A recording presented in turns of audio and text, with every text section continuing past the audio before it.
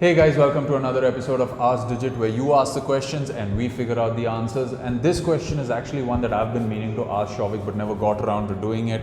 Is buying a DSLR for beginners? So if you're someone that's just tiptoeing into the field of photography and want your first DSLR and you don't want to drop a bomb on a Canon EOS 5D Mark III, or some of the top of the line stuff, you want something that's entry level and you just want to get your hands a little dirty with photography, pro photography with a DSLR. What should you look out for? What should your budget be, and what are the products you should buy? So let's break that down into first, what should you be looking for in a camera if this is the first time you're venturing into professional or semi-professional photography? So the first time when I started clicking photographs, the first DSLR which I had was a Nikon D5100. Okay. Essentially what I was looking for was a lightweight camera which wouldn't be too heavy to carry around, because before that I was used to those point and shoots and all that.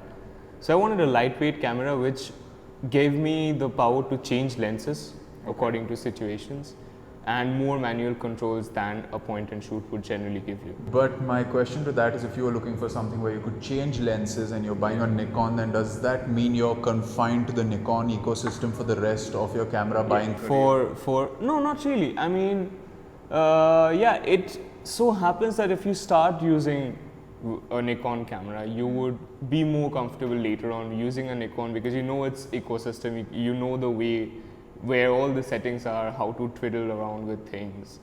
But it's not like you cannot survive on say a Sony or a Canon or a Pentax.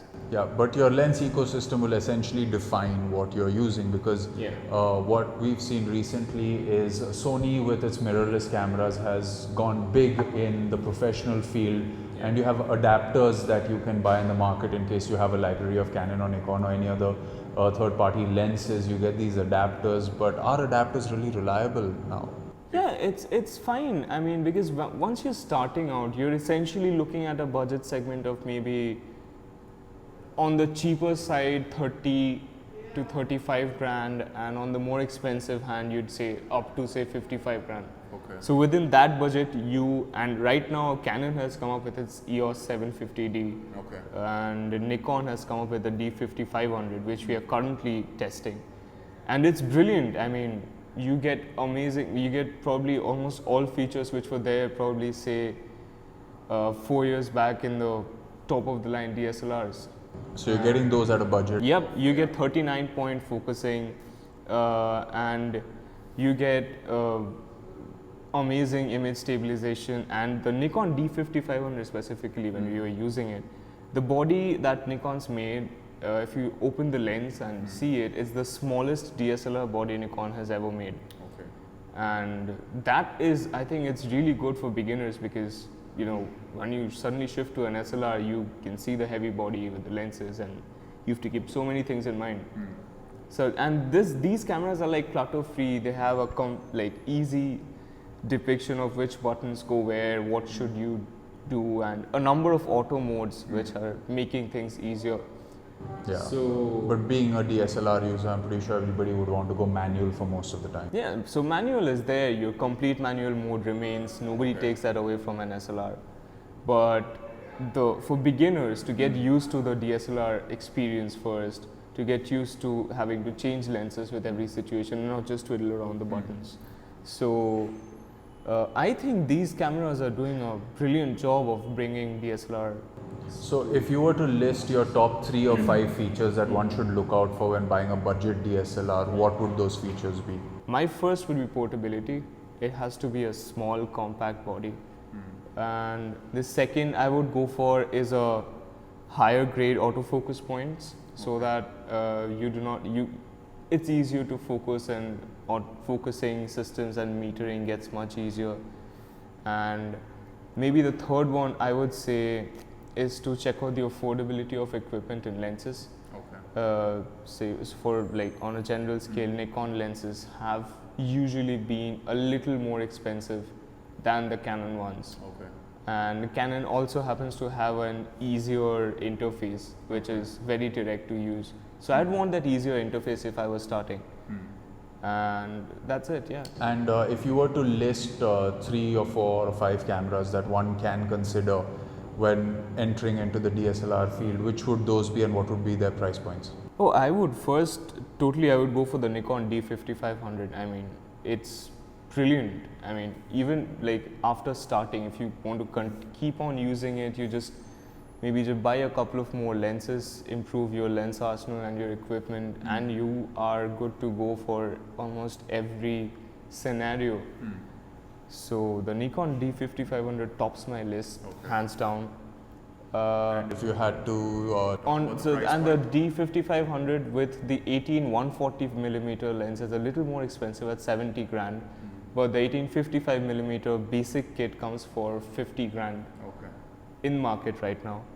The Canon 750D would be my second choice. It's even that's nice. It's compact. It's slightly. The design is a little more casual than the D5500, and apart from a slightly lower autofocusing range and lesser exposure values, the 750 itself is still a brilliant and very competent camera, especially in video recording, where say even if you're an amateur photographer and you want to use your DSLR to shoot a quick movie, these cameras are bringing in 1080p recordings, which of course your videos won't be fully professional, but brilliant nonetheless. It's really good for the price. Is there a third camera on this list? Yeah, the Pentax KS2 is one camera. It's priced similarly to the 750D, near about the 42-43 grand mark. And the Pentax camera has one interesting thing, is that it's completely waterproof and dustproof. Oh, so I can take it underwater with me when I want to shoot?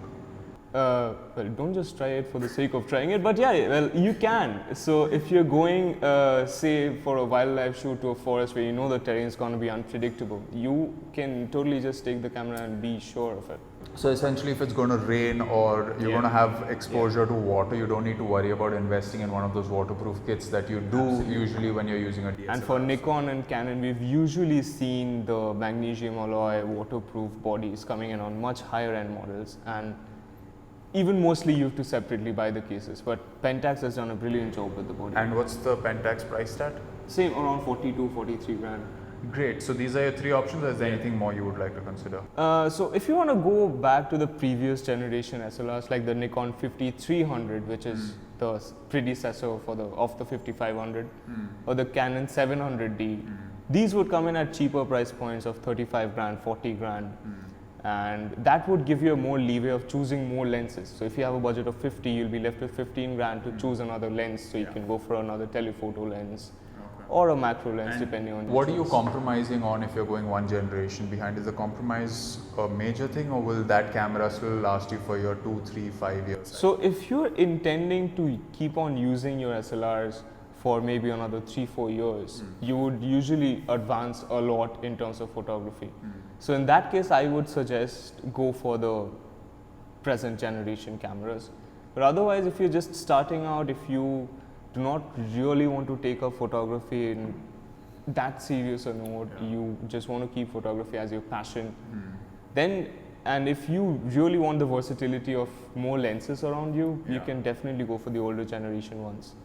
Absolutely. So there you have it. If you're someone who's just starting out and wants your camera to last you for that year or two extra, you may want to consider a current generation DSLR. But if you don't mind lasting for a year less, or you want to invest in a larger library of lenses, you can consider a previous generation entry-level DSLR. Of course, that will be a lot cheaper.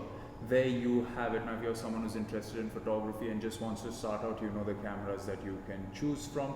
We'll catch you in another episode of Ask Digit. As always, you can write into us or tweet us, Facebook us, or just leave a comment down below, and we will try to use your questions in another episode of Ask Digit. That's it from us today. Goodbye for now. Jai Mata.